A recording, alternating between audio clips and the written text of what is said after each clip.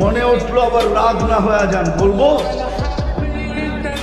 একজন প্রতাপশালী ইসলামের ইতিহাসে বাদশা ছিলেন ইয়াজিদ বিন মুহাল্লাব,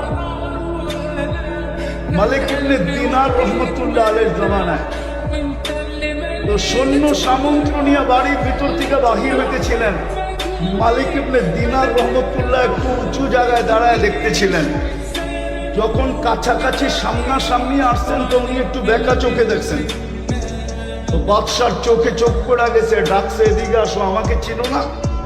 তো বলছে তোমাকে আমি তোমার চেয়ে ভালো চিনি। বলছে আমাকে আমার চেয়ে ভালো তুমি কেমনে চিনো? বাদশাহ আদবওয়ালা ছিল, বেয়াদব ছিল। কি ছিল? মালিক ইবনে দিনার চিনতো।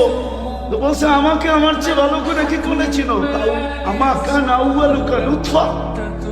তুমি বীর্যের থেকে তৈরি না? বলছে বালা, অবশ্যই। বলছে আখিরুকা জিফা, তুমি মরে গেলে ফুলন্ত ফাটত তো একটা লাশ হবে।